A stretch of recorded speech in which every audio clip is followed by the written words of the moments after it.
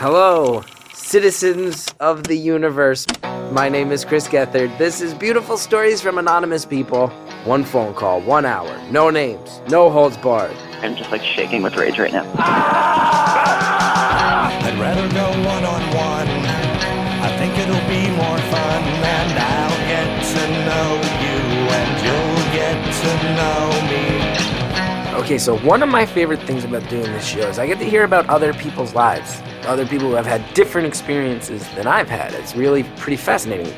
And this call today is a culture that I've always been fascinated by, that I feel like we all have opinions on and we all have words from afar. This guy was a soldier. This guy's a soldier who lived it real deal. I was not expecting a call from this guy. This guy calls himself a comedy nerd over and over again. I didn't know there were comedy nerds that were as deep into it when it comes to the military on the ground stuff as this man. So thank you for calling, sir, and thank you for letting me ask you some truly dumb questions and hopefully some thoughtful ones along the way. But the utmost respect for our caller today is what I have, and I think you will as well. And I hope you enjoy this call because we get to hear about what it was like on the ground in Afghanistan.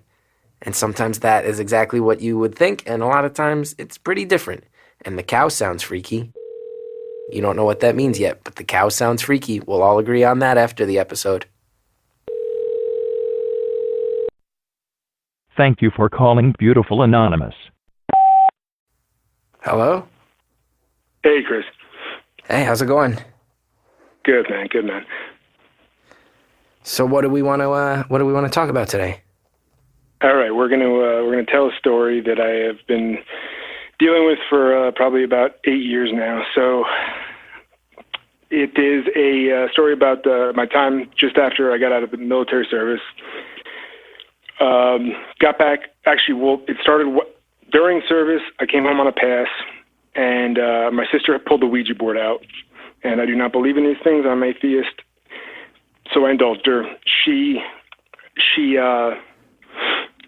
asking me questions that anybody could. That random luck thing could very much be in play. So I start complaining. She then tells me to take my hands off the board and ask it a question that she could verify by me that it's unique. It's a unique answer. So I stupidly ask it the question: am I going to lose somebody on a deployment? And it says yes. I want specifics, so I ask it, all right, so name somebody that I'm going to lose on a deployment, and it spells out a very, very unique name that I know for sure.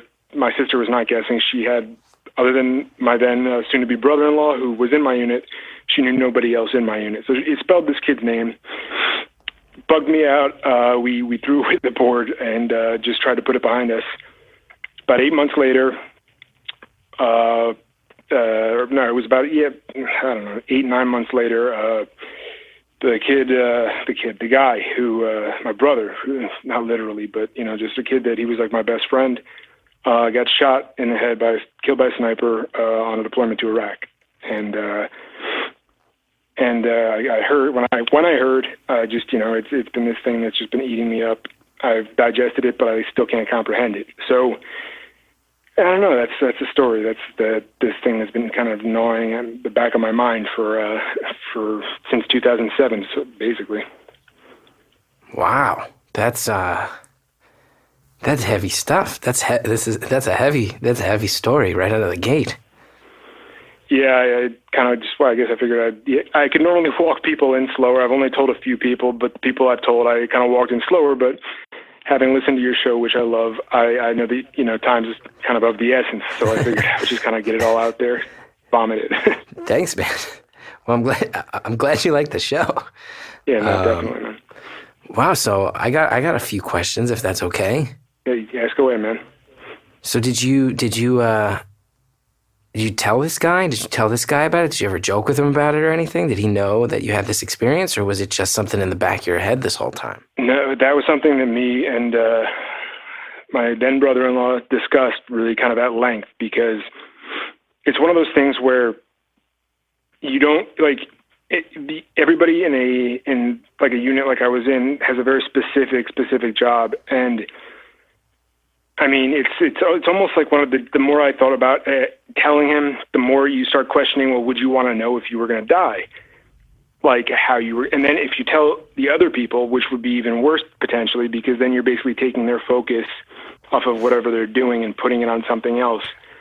And that was maybe the toughest thing to kind of get past was thinking about how, or even if, and I ended up not doing it. And it's one of those things that I've regretted ever since, because, you know, he was the one that got popped. He could have used anything, any piece of information. I mean, not that it would have helped in that instance, because when you get hit by a sniper, usually you don't see it coming. It's one of those things that kind of, it's usually the trigger. And in that case, that's how most of the insurgency was starting their ambushes. They were basically, it'd be a sniper shot, and whoever happened to be in the turret or had a piece of insignia showing usually was the one who ended up getting it. So. Wow. How long were you over there? I wasn't on that deployment with him. I got out basically like at this little incident with the Ouija board.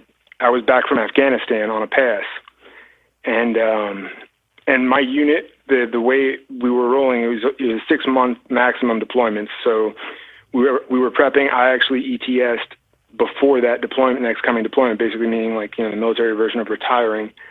So I got out about, I want to say April. I got back from the incident was November of 2004. Because it was Thanksgiving vacation. I spent about, 5 months debating whether or not to tell them. They all shipped out. I drove back down to the post where we were all at. I saw them all off, and this happened then January of, I want to say 2007.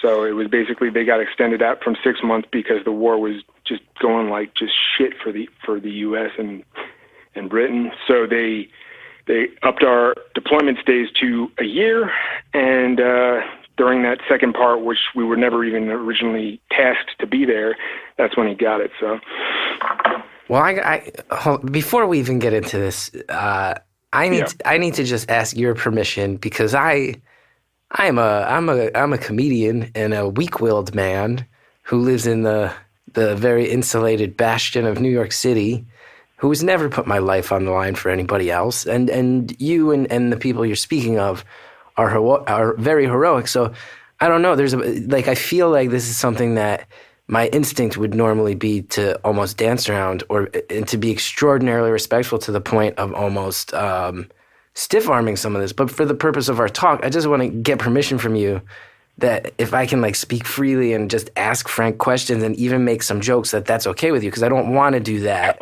if that's not okay. No, you most definitely can. Ask away and offend away, man. I'm a huge comedy fan, and I'm totally familiar with gallows humor, and that's pretty much how I've lived with all this shit. So okay, because here's my first reaction then.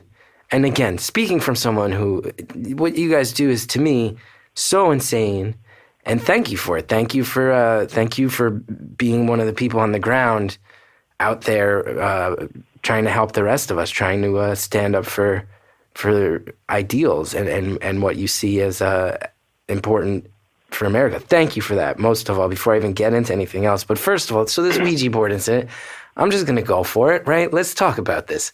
So you say you've struggled about whether or not you should have told the guy, but then also we all know, if you're with your pal and you're with people from your unit, and you're like, hey man, just FYI, a ghost told me you're gonna eat it. That's not a feasible. Like, you can look back afterwards and be like, I should have told him, he could have used the info, but everyone would have thought you were completely insane, right? Yeah, roger that. I would have been made to suffer. I would have been the butt of every joke in the barracks for a good year. And then if he did die, all of a sudden you'd be viewed as some sort of like mystical oracle, and you don't need that pressure. You don't need that pressure either. Yeah, no, it's true. It's true. And I will say this as well. I just said something, and you responded by saying roger that, and it makes me feel cool. So thanks for including me. I want to put it out. It was a very small part of my life, and I really, I was on a very, very different track. I enlisted and I was only in for about 2 years because, and I'll tell you, it was because I was living on the city during 9/11. That's the only reason I was there.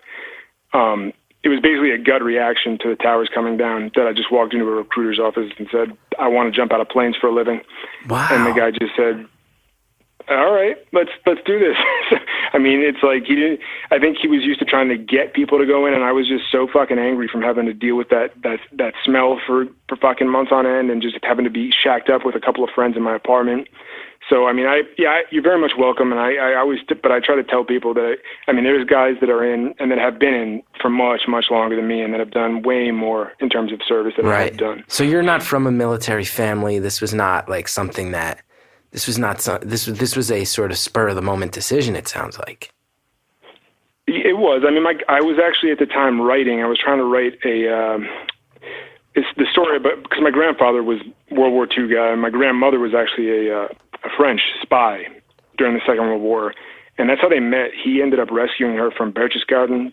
She was held captive in the Eagle's Nest, and I was writing that story. I wanted to turn it into a screenplay, and so I'm writing, and then the towers come down, and it was like just all that kind of data mining I was doing, trying and in contact with the DoD, trying to get these records and trying to find, troop movements, and basically just like living and breathing, Patton's Third Army's march all the way inland.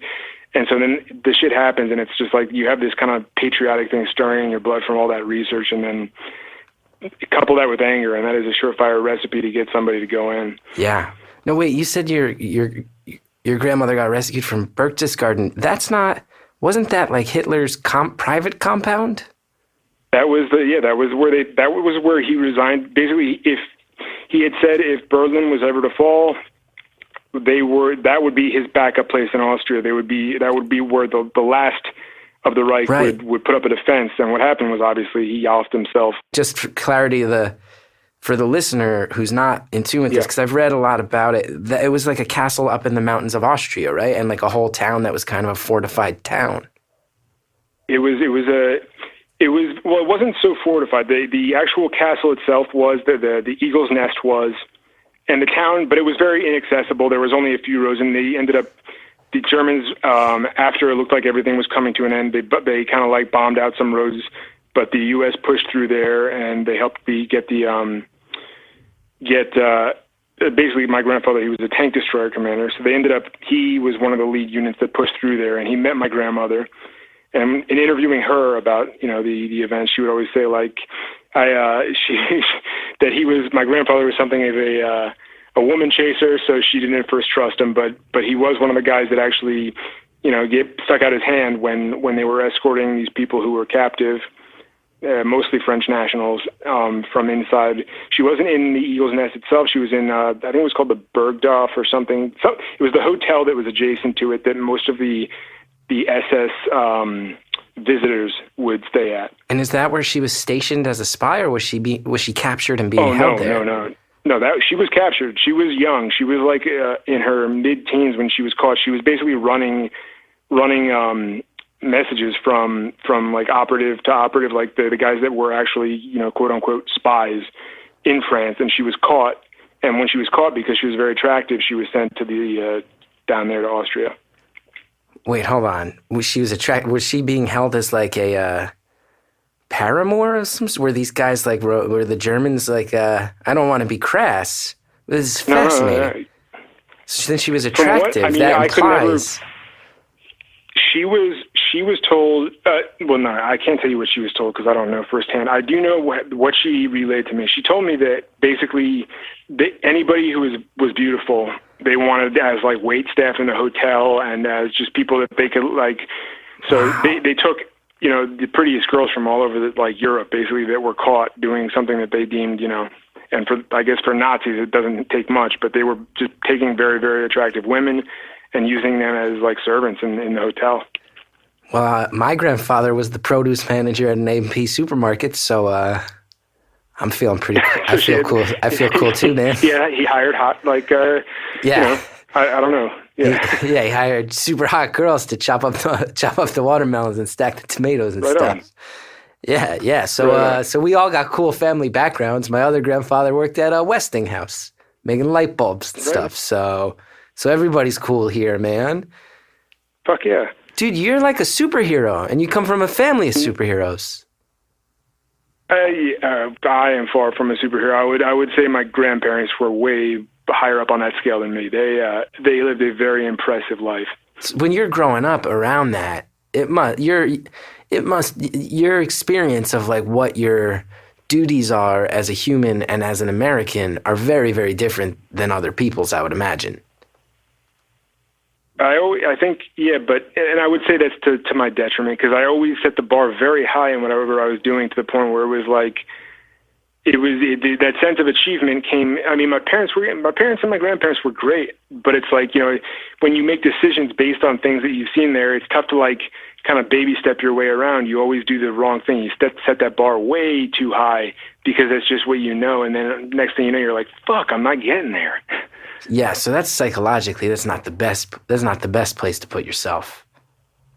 Oh, and that's totally me. They in no way did anything like I had a great family. No complaints here. Yeah.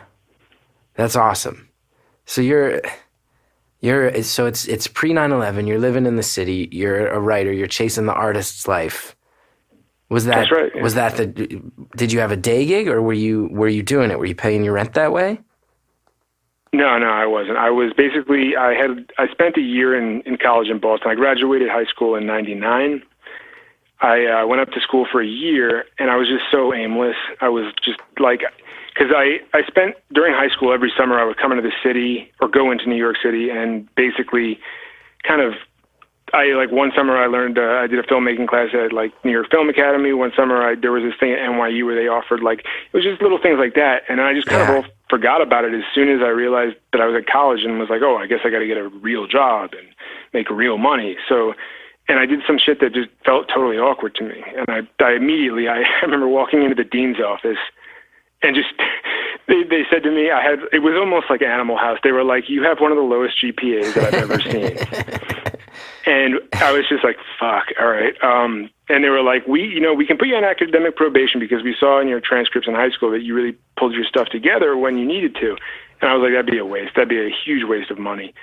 And I left. I came to New York City. I was living off of the little college money that I had, supplied again by just a very, very a family that basically believed in me and put money and love into me. And living in the city, I auditioned. I actually read an interview article with Ed Norton in the New Yorker, I think it was, and he talked about where he had studied acting in the city, and it's called the Terry Schreiber Studio. And I remember I was like, well, I love that guy. I'm going to go there. So I auditioned at that studio. I got in. I was learning I was like workshopping Hurly Burly at the time. I was doing all this stuff, and then I was working at night I was writing, and basically I was going to go as long as and hard as I could until I definitely had to get a job, because at the time it was stupid, but I definitely felt like I was behind in the game. Now I'm like mid-30s, and I realized I was so much I wasn't even close to the truth. At the time I was young. But then for some reason I felt like there was this just immediacy to what I was doing. So I was like, all right, I'm going to act during the day, and I'm going to write at night, and I'm going to try and get this thing hammered out. Living it. And that's the life. It's the New York City life. Yeah, no, it was great. And not to mention there's no better place to do it. I can't express how much I love New York City. Yeah. And then so the towers come down, and I'll never forget it, because it was like just one of my best friends was he's a half Puerto Rican, half Lebanese kid, and I remember he lived down in Alphabet City, and I was a little bit further north. So he just called me up that day and was like, I can't be this far south looking like I look. So he came up to my apartment, and we basically at the time Band of Brothers had come out. I stopped writing after it happened. I was just so shell-shocked, and we just sat in my apartment and watched Band of Brothers and ate takeout food for about a month straight. That'll do it. I've watched Band of Brothers in its entirety about a dozen times, and nothing will make you want to enlist in the military more than Band of Brothers. Damn straight, yeah. That's one of the best things. That, to me, okay, because HBO, everybody talks about The Wire and Sopranos and Deadwood, and there's this whole list. Band of Brothers should be at the top of that list, you ask me. Maybe because it's a mini-series, they leave it out. Yeah, I don't. Yeah, well, I don't know. I feel like the military sometimes. I think if there's any story where the military takes center stage, there tends to be a lack of recognition, even on filmmaking grounds, because I feel like people have a hard time separating the actual accomplishment and the scale of a very well made picture with like the content of war, and they just they'll group it into that grouping of being like it was a war movie instead of just saying it was like a masterpiece of fucking cinema. Yeah. So I'm going to ask, listen, I'm going to be ignorant. I'm going to ask you a whole bunch of questions about what it was like being over there that I want to know.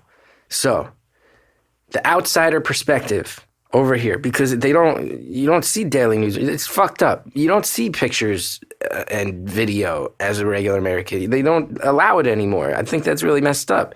It's not like back in the day where you're seeing like actual footage of life over there, which I think is evil on our government's part. Personally, I think it disconnects the American public from being able to sort of monitor and react to what we're doing to our people over there, what we're asking them to do.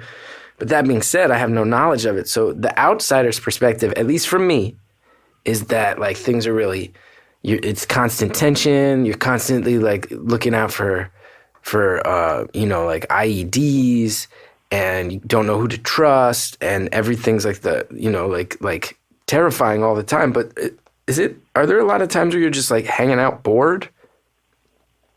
Oh yeah. I would say the majority, like even more than the majority.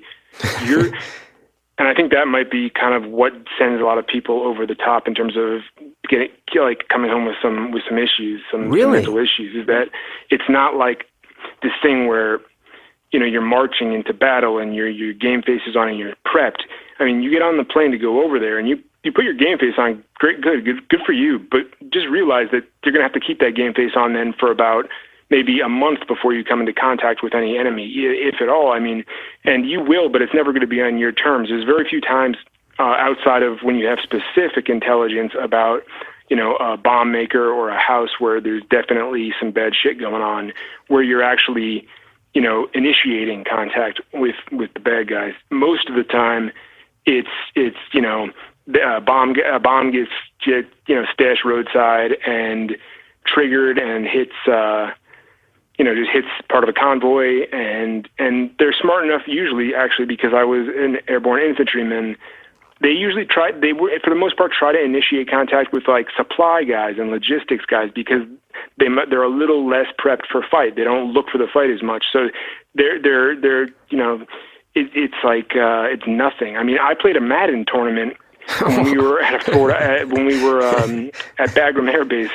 Before we actually even got out into and started going on patrols, because they wanted us to climatize and they wanted us to get used to operating at the altitude in Afghanistan we were at. So we spent about 5 days just playing a fucking Madden 2005 tournament before we actually started doing anything.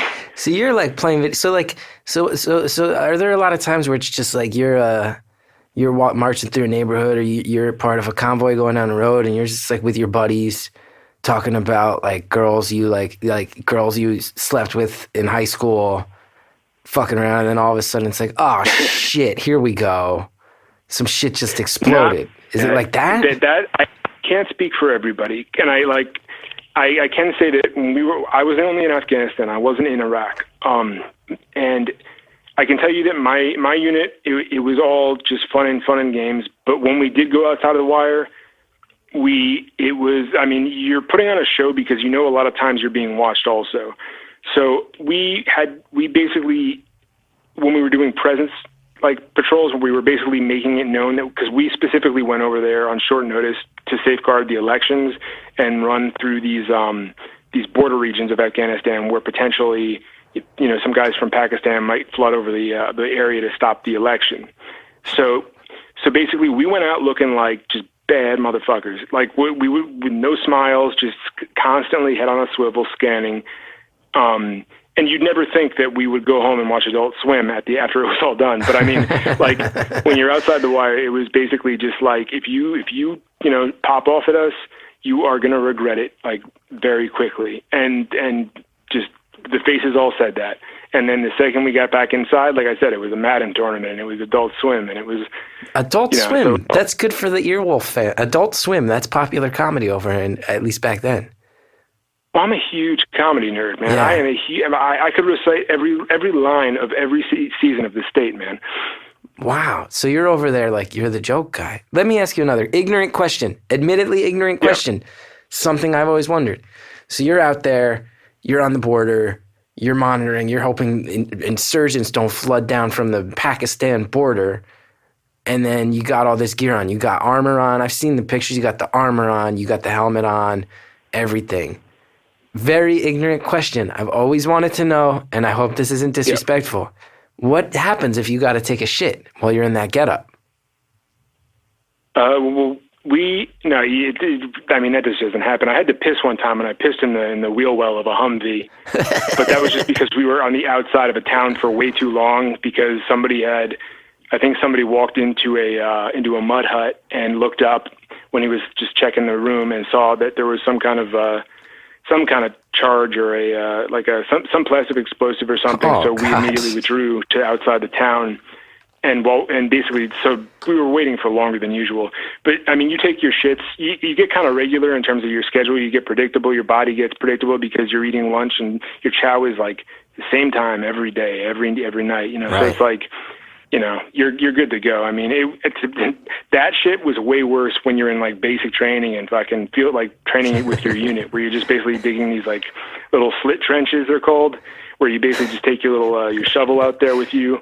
You find a nice place that looks calm where you don't think you'll get bit by a snake or something. And just fucking, and that's it. So wait, so do you think that's intentional? Like, do you think the military has that down to a science where they're like, no, we're going to feed you guys this type of food, this many calories at this time so that you guys shit when we want you to shit? Do you think it's that intentional, or is it just the nature of the beast? I think it's just kind of the way it is. Yeah, I think it's the nature of it. I think that it's very thought out in terms of like the meals, because when I was going in was when they were really starting to study how you can get more out of your soldiers. Like, you know, because like the whole Vietnam era of like, you know, beating down a soldier or a Marine, you know, to get what you want out of them. I mean, the Army's smart. They got psychologists and they know that shit doesn't work. So, and it's the same way with nutrition. They want to support their troops as best they can. So, you know, they try to get you the most efficient food with that won't fuck with your body. And that's not to say that to stay awake we aren't, you know, eating coffee, like pre-made coffee grounds, and fucking taking ripped fuel or some supplement just to keep you, like, you know, kind of up, keep you alert. Wow. And when you get in there, like when you get to basic training, do you immediately like how many days in are you like, hold on, I'm a writer who was taking acting classes with Terry Schreiber 6 days ago. Like, how quick into it are you like, fuck, what did I do? There must have been moments like that, right? Oh, you know, you got it right on the nose. Here's the thing. My mother, who is a doctor, actually, before I went in there, we were trying to figure out what my deal was, because there definitely is a chemical issue in my head. And for a while, they thought it might be bipolar or manic depressive, or what you called, and I think it is a little more subtle than that, because I never really had these huge manic swings. It tended to be just more of a laggy depression thing. But I got in there, and they take away your nicotine. They take away, you know, there's no alcohol. So it was basically the third or fourth day, and I just had a huge anxiety attack. And it really wasn't anything other than just, like, withdrawal plus completely new, like, lifestyle, just like piled on each other. And I'm sitting there, and I go to the doctor there, and I'm like, I don't know if I should be here. I really don't know if I should be here. And I mean, like, they take it seriously. So they're starting to do some, like, a workup on me. They think I want to out process. So I'm thinking about it. And then I look up one day when I'm out processing, and I see this other kid who's doing the same, but you can tell that he's not depressed. You can tell that he's actually just got in over his head. And I had this moment of just like, do I look like that? Where I was just like, do I? And I immediately just went back inside, and I was just like, nah, cancel that. I'm good. I'm good to go. And that was it. From then on, I loved it. So just so you know, we got about 30 minutes left. I got a follow-up question. Yeah. So what are the other archetypes? Like, when you get in there, do you see, like, Is everybody, like you enlist in the Northeast, is everybody from the Northeast in basic training, or do they send you somewhere where you're like, oh, like, this is like, and I'm not trying to stereotype, but just different lifestyle. Like, do you get to a point where you're like, oh, this is like a Tennessee NASCAR dude who's like ready to kill? Do you like run into archetypes like that? Or are you just like, oh, that's like a mad dog? What's that guy's deal? Like as an artist, like let's be honest, there's not too many you're not meeting other people there's not too many people who are like, you're digging a slit trench and trying to shit where snakes aren't. And then you realize like, oh, you trained with Terry Schreiber? I'm a Bill Esper guy. You don't have too many interactions like that, right? A lot of these people are different than you, right? Yeah, but not to the extent that, here's the thing, I enlisted trying to, like I said, I wanted to jump out of planes. I wanted to be a paratrooper. So immediately you're getting to like a more, and it might seem even counterintuitive, because a lot of people would say like, who wants to jump out of a perfectly good airplane? But a lot of the people there are there because they know that units like the one I ended up in tend to be a little bit more aggressive, which means that you tend to get hit less and you tend to initiate more, which ends up making you a little bit safer. But like the biggest Adult Swim fan of them all was like my friend that ended up dying. He was a huge comedy nerd from just outside of San Francisco. He half Filipino, half just, I guess, regular like American, like Anglo-Saxon. My other best friend was a Puerto Rican kid from Brooklyn. I mean, it was just honestly the spectrum. It was like so many different types of people. What's the type of guy that when you guys are out on patrol, like, what's the type of guy that everybody's like, oh, please, no, don't, not talking bad. I'm not asking you to talk bad about any of your brothers, but just in general terms, is there any type of person where you're like, oh, I don't want to be in the actual truck with the, like, I would imagine there's just got to be some people who are just like blood hungry where it's like, oh God, well, or no, do they just beat that out of you? There is no, they beat. Well, I mean, in terms of being blood hungry, they beat that. They don't beat it, but I mean, they train that into you. When we go out on patrols, like I said, we are game faces on, and we are fucking. If you're a civilian, we will not hurt you, unless, I mean, there are accidents. I'm happy to say that we never had one, but if you do something like if you are trying to fuck us, you are going to get hurt, and we will have no remorse about doing that shit, and it's not like, I am lucky in that there was nobody in I can't speak for the entire platoon because obviously you're closest with your squad, but there was nobody in my squad who I had any problem with in terms of that shit. I mean, we were just good to go. There were a couple guys who actually had just come back when I got into the unit. They had come back from the deployment to Fallujah, and they were just, they were weary. They were just tired, and it might have been tougher to deal with them because they'd seen so much at that point that they might have just lost a little bit, the care for life that comes with being a human being. But the guys that I rolled out to Afghanistan with, no, they were squared away and they were decent human beings, and we didn't have any issues with that. And I was happy to go in with all of them. I mean, so you're in here, you got comedy friends, and then you're going back out there. Are you like? Let me ask you this: on the other side of it, are you back to the art stuff, or has it just changed you forever? It took me. I stumbled on a podcast, and that's how I got back into the comedy and the writing. I just happened to be like looking through. Like, I got the newer iPhone, and it had the podcast app right on it. So I'm like flipping through it, and I see Improv for Humans. I see comedy Bang Bang, and I'm just like, all right, whatever, I'll give these a shot. And I immediately was just like, holy shit, that's right, I used to like this stuff. And I totally was like finding a part of me that I really hadn't accessed in about 5 years. Wow. And so it was Improv for Humans. Besser's going to love that. I'm going to let Besser know that. Yeah, it was amazing. I thought about like writing, but I mean, I'm sure you guys, you guys get flooded with stuff, but I mean, between him and Aukerman, they really brought back a part of me that I hadn't. I don't know when it would have come back if I didn't have like kind of like these comedians like just doing this shit in front of me to the point where you're like, why am I laughing? So, oh, that's right, yeah, I'm a comedy nerd. I forgot. Yeah. So when you first get back, like when you first hit the ground, how's that transition back? Do you feel, because again, the movie moment is like the movie storyline is like, oh, we got back and we were happy to be back amongst the people who had never seen these horrors, but there was a part of our souls that knew forever. Is that how on target is that? And how much are you just like, oh, awesome, I'm going to eat at fucking Wendy's and love it? Like what's this transition back like? Well, specifically, do you mean transition out of the military or once coming back from overseas?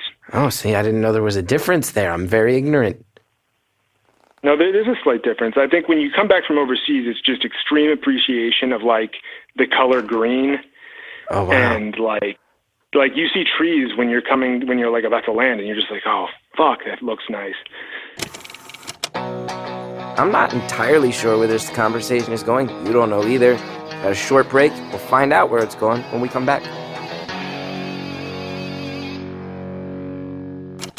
Today's show is sponsored by Howl.fm, which is like Netflix for podcasts. With Howl Premium, you get exclusive access to a brand new Howl original comedy series, The Mysterious Secrets of Uncle Bertie's Botanarium, starring Jermaine Clement from Flight of the Conchords.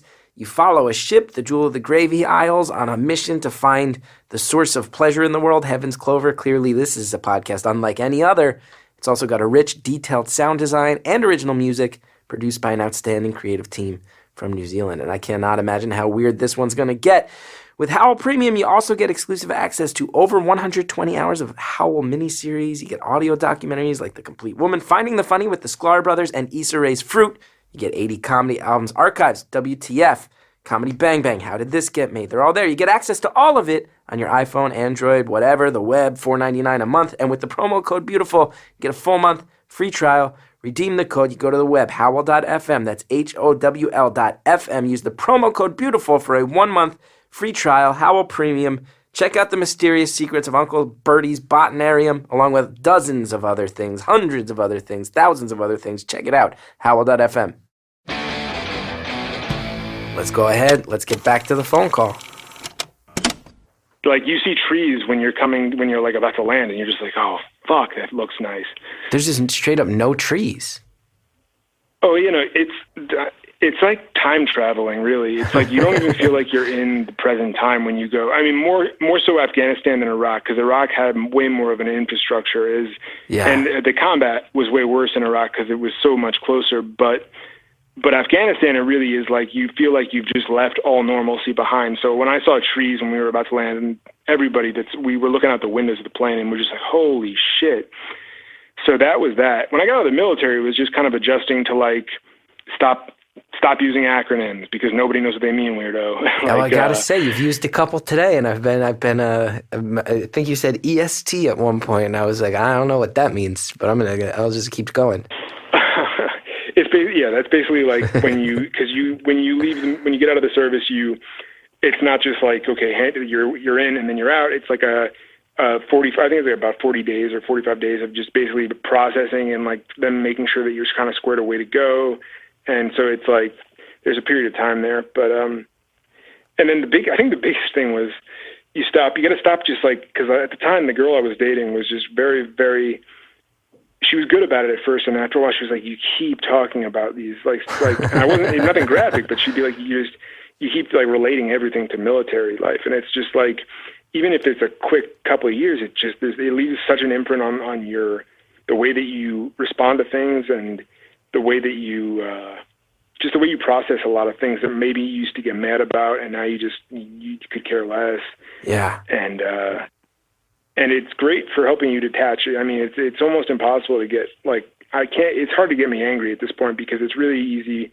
You learn how to kind of just step back and take everything in. You don't get caught up in it as much. I would imagine. But, like me, like, I was on my way here and someone went down the subway steps a little too slow in front of me and I missed my train and I was furious. And I had this monologue in my head where I was like, that person's a piece of shit who fucked me and cost me 10 minutes of that never enters your mind anymore, right?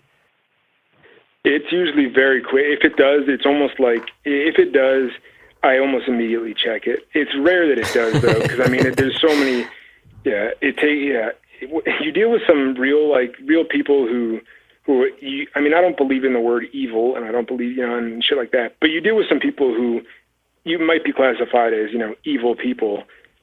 And the idea that somebody who just, either even ignorance or people that really are just pieces of shit, you're just like, whatever, you're a piece of shit, but you wouldn't cut someone's head off, so whatever. And that's really that's a dialogue you can legitimately have in your head. You have earned that right to be like, yeah, sure, like you cut me off in traffic, but at least you're not trying to behead me. That's like an actual thought you have. That's an unironic, non-dramatic factor in your life now. At least this person's not pointing a fucking rocket launcher at me. Oh, yeah. It doesn't, I don't verbalize it mentally, but that's where, like, if I had to stop myself and wonder why I just didn't get angry at somebody after, like, there's like that initial anger that I don't think anybody could ever really get past, where it's like you get cut off and your adrenaline pops up for that split second. And yeah, you're like, but then, yeah, whereas before I might like, yell or flip them off, it's like it just goes back down and I understand that my adrenaline has just popped off. So it's like, yeah. And then, like I said, I don't verbalize it, but I would definitely, if I had to go, why did my adrenaline just jump up real fast? And I'd be like, oh, because somebody did something I wasn't expecting. Oh, yeah. So it's that type of shit. So someone can curse at you. Someone could get in your face and be like, you piece of shit. And you'd be like, all right, whatever. But if somebody comes around a corner too fast, no good. Well, it's no, either one, because like as long as, I got in one fight after I got out, and it was just a hurricane of just poor choices that led me to it. And I ended up having to spend a year going to court and doing like a couple of days worth of community service for it. And that was like my one instance where I lost control after I got out. But that was like my friends getting me drunk and breaking up with a girl the night before, and then somebody handed me an Adderall, and it was just like in this club or this bar in the meatpacking district, just wrong couple of guys saying the wrong thing to me, and me just at that point in time just being so like aggressive and angry. But at this point, like right now, whether it's like physically shocking me or just doing something like a dickhead would do, it rolls off my back, because it's just like, what's the point? Really, what's the point of doing something like I see people fight now, and maybe that's because I did train like Brazilian Jiu-Jitsu for a while after I got out. But like, it's like I see people fighting now, and I just laugh, because it's like, what the fuck are you trying to prove? Like, I trained Brazilian Jiu-Jitsu for a few years. Where'd you do your Jiu-Jitsu? Renzo Gracie's in the city. I trained at Renzo Gracie's in the city. When did you train there? Like 2006 to 2010 or 11. Oh, and we were definitely training there at the same time at some point in time. So you and I may have physically wrestled each other. Did you take the classes with Donaher, the daytime? No, I mostly wrestled with Zed. I was grappling with Zed's morning class. Zed gave me my blue belt in that morning class. Me too. He didn't. He was subbing out for Danaher. I was doing the advanced class in the big room. Yeah. And he whips you in the back with it, right? He whips you in the back with it. I started with Magno Gama, who's my dude, because he's little like I me. love that. Magno's the best. And then Zed took over the class, and Zed gave me my blue belt. And then someone else who will go unnamed also briefly taught the class, and I didn't like it. A little cockiness there. There's some cocky teachers over there, but I like them. Everybody's good. You know who I'm talking about. That's there's crazy. There's no place for cockiness in jiu-jitsu, that's for sure. I mean, it makes good people, or the people quit. I mean, that's just I miss it because my knees blew out and stuff like that. I feel like. See, here's the thing, though. I feel like you're aware enough of me to know who I am. You would have remembered if a guy who looks like me was in there, because I used to just get the shit beat out of me. You know who was my dude? Black Rob. You friends with Black Rob? I didn't know him that well. I ended up having to come and train in Jersey after that, because I was doing a little run at amateur MMA. Wow. And at the time I needed a sponsor, and I got these guys to put up some money, or just at least like let me train for free at their spot. And at the time I couldn't afford the parking just to go in every night from Jersey to the city to train. So, yeah. But I don't know if you know Dave Branch, but Dave Branch ended up training with me for a while. He ended up coaching me a little bit. I was in Donaher's classes when Dave Branch got his black belt. Right on. He's got a great mustache, that guy, or at least he did back then. Oh, hell yeah. He's got that mustache and the sideburns. Yeah, and he was in the World Series of Fighting, right? Oh, yeah. The guy's like a multiple belt holder right now. I still I check in with him every once in a while. The guy, this is great. We know all these same people. I wonder... For sure. Yeah. Did you ever grapple with Chuck Zito? No, I never did. He was around, though. Chuck Zito was around. I remember that. Yeah. I got to grapple with him once, and it was just fucking awesome because I knew I could probably tap him, and he wasn't allowed to punch. So I was like, all right, cool, I'm comfortable with this because the guy could box the shit out of me. But I was stoked that I got to grapple with him. It was awesome. I feel like there were a lot of people who I was like the funny guy. I was not good. I got to blue belt mostly just because I was like hanging out and trying real hard, and they liked that a guy who looked like me was trying real hard. But I felt like there was a little bit of resentment because I could make everybody laugh. Like Black Rob loved me because I could make him laugh, and he's a really funny guy. But like he wasn't talking to the other white belts and blue belts. And then like when I started training with Danaher thought I was funny, and I thought Danaher was funny. And one thing I've noticed about being a comedian is that people like when a comedian thinks they're funny. And Danaher liked me, and Brian Glick. Do you know Brian Glick? That sounds familiar, but I can't say I do. He was Danaher's right-hand man in the classes. He was like demonstrating the techniques, and he liked me. Anyway, no one cares. You and I are now having a conversation about specific people. No one else in the world cares whatever. About. I mean, that's that was a big part of my life. Like that did help me get there was a lot of things that helped me get through just that kind of transition out of the military. And that was a ton of military guys take those jiu-jitsu classes. A ton of military guys. Yeah. And that makes sense because it's regimented and it's physical and it gets the aggression out. Makes a lot of sense. And then you got me with my fucking glasses on, almost getting my teeth knocked out. People headbutting. Yeah, whatever. Because the fact is, the smaller guys are always like in jiu-jitsu. I remember there was Magna used to call me. He'd be like, "Oh shit, I'm not." That's okay. It's just a first name. It's just a first name. He would say my first name, and he would call me a monster afterwards. And I was like, look at him, and he was like, you're using too much power. Less power, more technique. Yeah. And that was like a big, huge thing because it's like, yeah, you don't want to fall back on power. Jiu-jitsu is all about learning technique and like leverage. So it's like, whatever your size, I think it comes down to just technique. And if you train hard enough, you'll get good at it. Yeah. Well, I got okay at it. I got to the point where they would put, like, when I was a 4-stripe white belt, they'd put me against, like, the new guys who, like, somebody would walk in and be like, I want to be an MMA fighter. And they'd be like, well, wrestle that guy. And then I'd tap them, and then they'd feel really embarrassed. You put a hurting on, or did you give him that ultra embarrassing thing where it's like, you give him that, like, nice, slow move, but it's almost like how a snake works on someone. They feel it coming, man. They feel that choke coming. They feel it because they've all seen it on TV. And when a guy like me puts you in a triangle and they're like, and you can feel it, he doesn't even know what he's doing. And this guy's about to get me. And I weigh 280 pounds. I never felt more masculine in my life. I'll tell you this. This will make you laugh. To a man's man like you who fought MMA and was in the military, there was a stretch in my life where I shaved my head completely because I told myself, quote, I want to look less like a comedian and more like a fighter. Dumb. Shaved, damn, man, that's a look I haven't gone to since before I enlisted. Really? I learned my lesson on that. Yeah, dude. So I don't know, man. We're getting along. We got 15 minutes left here. I feel like we're finding some fun shit. What's the thing that made you laugh harder? You're a comedy guy who loves comedy, winds up in Afghanistan on kind of a spur of the moment decision. When you're over there, is there shit that makes you laugh? Even like off base, Is there stuff out in that world when you have that game face on, when you're scaring everybody because you need to? Is there still shit where you see things and you're like, holy shit, that's the funniest thing I ever saw? There was, all right, there's one time where there was where we were doing a little bit of outer security for one of our company's platoons who was actually going through the town. And so we're posted up on this rock wall and just kind of look out. We're in this riverbed, right? And the way it works there, they got these rock walls that basically help channel water, but they're pretty tall. They're anywhere from 2.5 to like 4, maybe even 5 feet tall, right? And so there's this cow coming towards us, and we're sitting there at this rock wall, and you know, we're just trying to get it to go away. So my friends just like chuck some rocks over by it, right? So we're throwing some rocks by it to just try and get it to go in the other direction.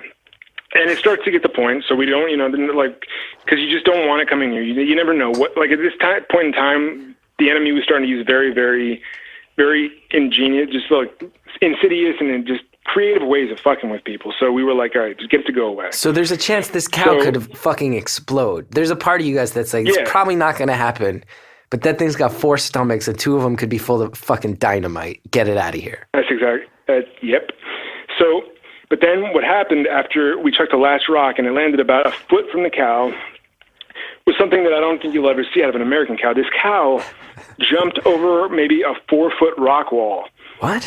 Like, jumped over, and I'm not, this is no exaggeration. It literally jumped over a 4-foot wall. Cows can do that? And that was the most shocking thing I think I've seen, like, in my life, maybe, even. Like it was coming at you guys? Or it was running away? No, to go away in the other direction, it would have to, it would turn sideways, so it would start moving parallel to us. But to turn sideways, there was a rock wall right there. So it literally just jumped straight over this rock wall. What? Like, I didn't know cows could jump, period, and I didn't know that cows could jump that high. I mean, granted, it didn't look anything like what you'd see in America, like one of those like growth hormoned up, milk cows. But this thing jumped like an athlete would jump. And did you guys all flip the fuck out? I just looked at my buddy, and we were just like, we were mouths agape, and like our platoon sergeant happened to be close to us, and he just went, I just saw that too. Like we were just all fucking shocked. And the last one, the only other thing that I saw that was funny over there was funny, but then it immediately just kind of spoke to us about like just kind of civilization in a sad way. But it was that we were. It was the same day, but we were in a different part providing security, and I was drinking a bottled water. And when I was done, I didn't have a place to put it, so I just put it on the ground, like maybe about a foot from where I was, and I took about 10 steps back to the wall we were posted up on, and this kid is looking at me and our gunner, and he's looking at us like kind of curious, and we're used to it because there's a lot of kids in the town, and they're all very, very curious about the soldiers, and so we waved to him. And he starts walking, like creeping very slowly, and we're just like, and he looks innocent enough, and he's got like shorts and a t-shirt on, so we can tell there's no malintent or anything. And so he just runs up to like right where the bottle is. He grabs the bottle and he just starts cracking up and runs in the other direction, like he just stole like money from me. And I didn't know how to respond to that. I was just like, that's really odd. And then the kid, our gunner, just looked at me and he started laughing at me, and I just felt like I was tripping or something. I was like, what the hell has happened? Like, what's going on here?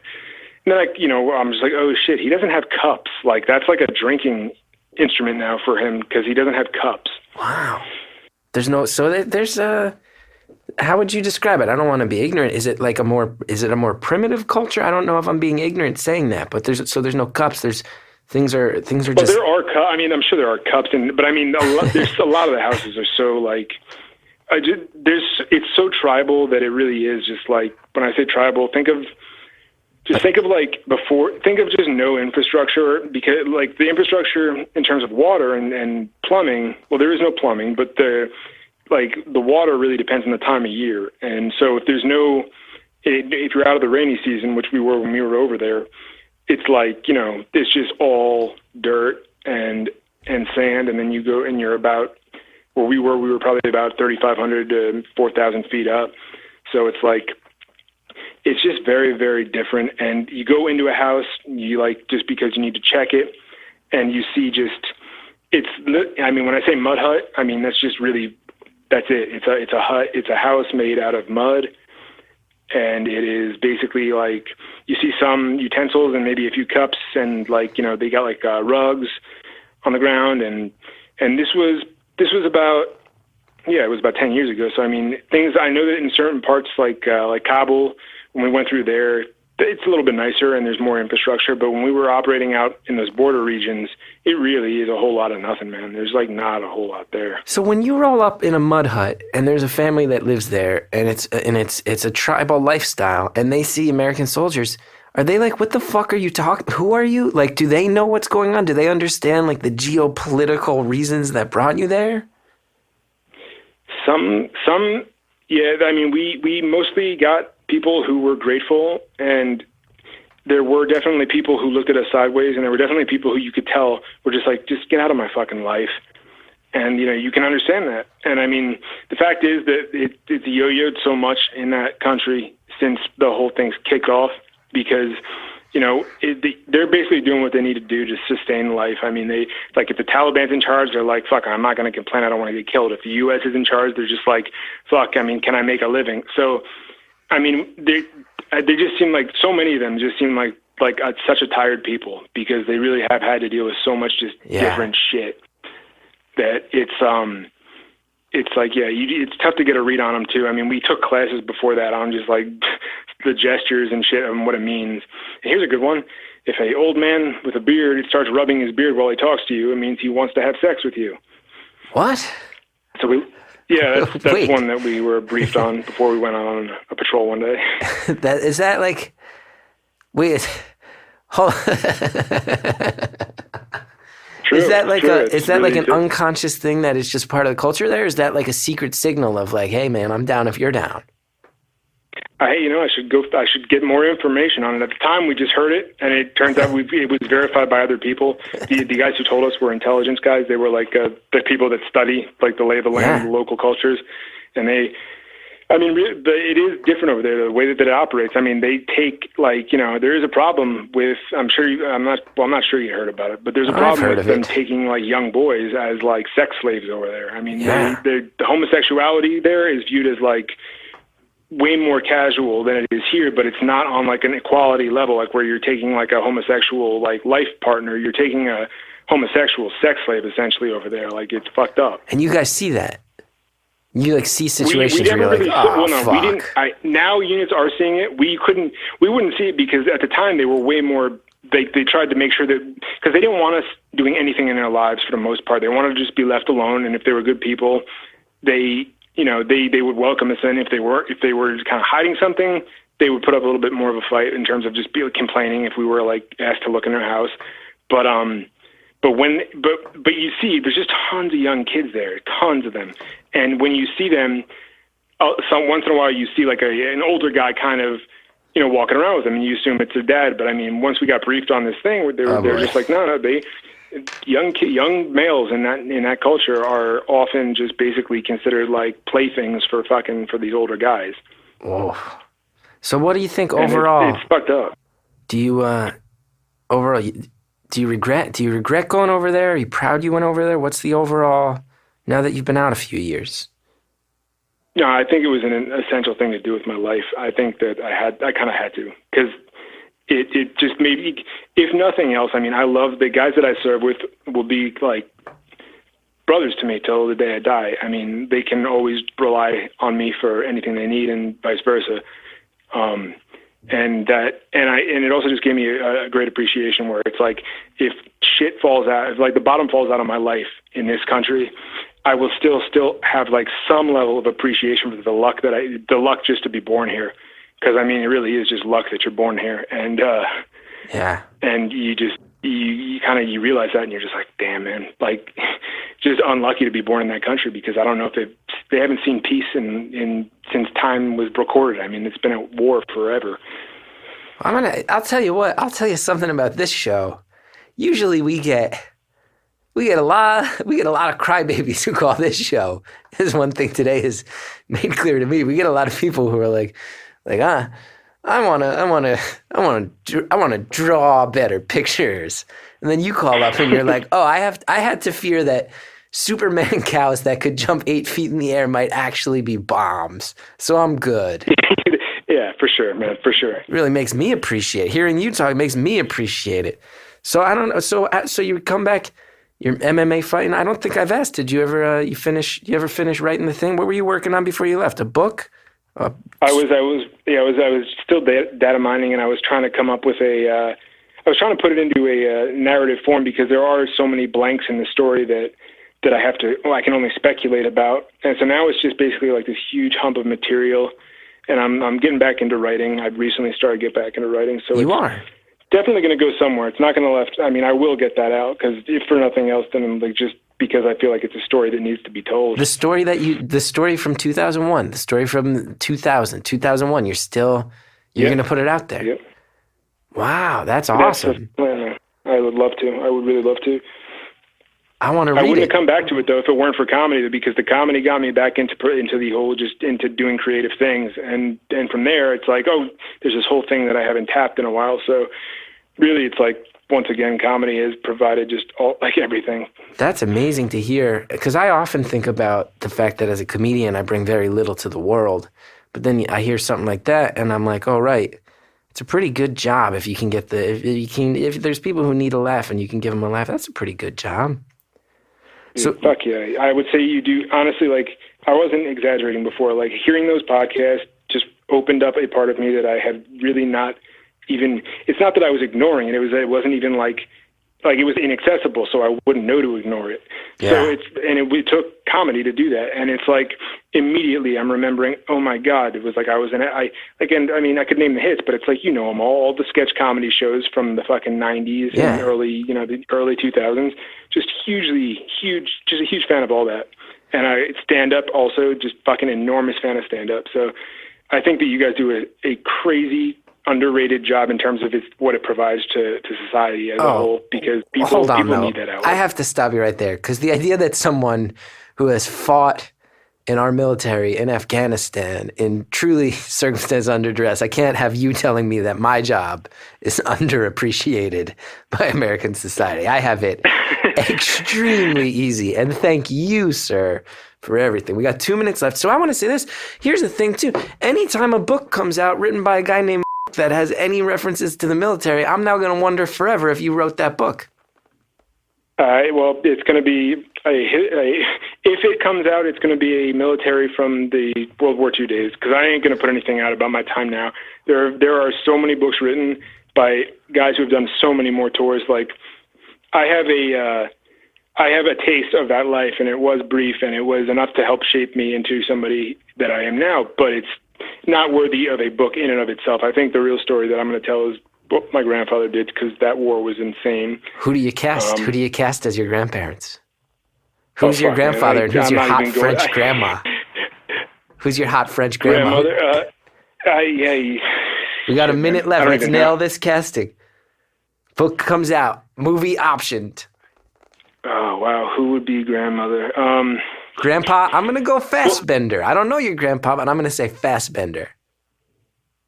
That could work. If you could, make him look, because he was balding even when he was a young guy. Ooh. So just take some of that hair off the top and... well, Hollywood will change that part, my friend. He'll have a full head of hair in Hollywood. Let's see. Who's got a French accent? Because my grandmother had a thick one, and that's almost part of her... it's like when you think my grandmother, you think French accent. So I'm trying to think. We got 30 I'd say seconds. Sophie Marceau, but she's too old for that role. I was thinking the same thing. Sophie Marceau from Braveheart. Might be a little too old, but like you said, Hollywood can take care of that. So, yeah, okay. I'm gonna work on getting that outline out, though. I'm gonna do the outline first. Beautiful, and I hope it comes out, and I hope I get to read it someday. And I just want to say, the clock's about to cut off, but thank you for everything you did. Thanks for letting me ask you some honest, dumb questions about it. Hey, no sweat, man. And thank you. You're gonna say I'm overplaying it, but thank you also, man. No, and stop worrying about that Ouija board. You did nothing wrong. You're a good man. Thanks a lot, man.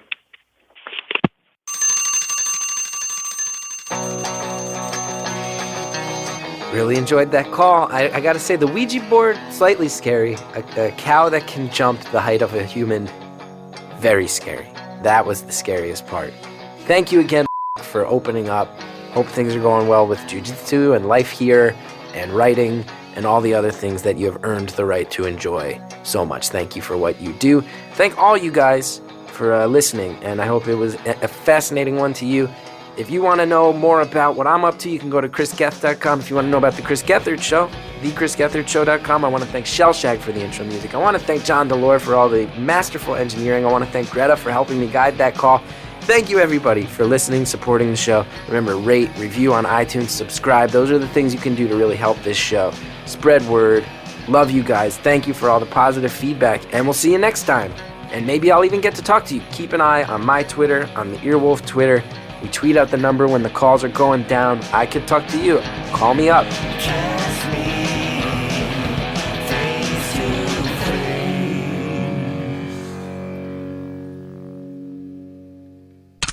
You come back next week for another beautiful anonymous call. It might sound like this. I do have a obscenely large beard. You do? Like almost comically. Like people comment on it. Like, hey, nice beard. So let's just remind people, you're currently driving around the mountains in an F-250 with your comically large beard. Right. It feels like a And I nice am way of wearing- you saying, yes, I am more of a man than you. I guess in the, like, hey, yeah, I could probably chop wood and build a fire faster than you, sure. You definitely could. Next time on Beautiful Anonymous.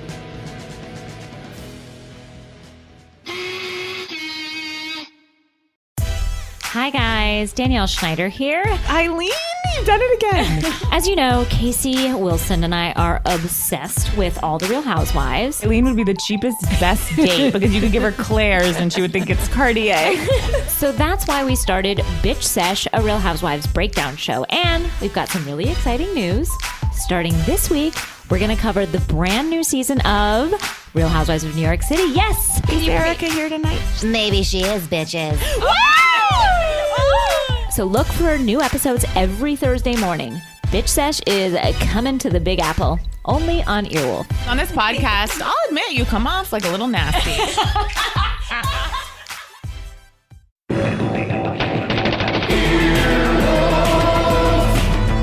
This has been an Earwolf production, executive produced by Scott Ackerman, Adam Sachs, and Chris Bannon. For more information and content, visit earwolf.com.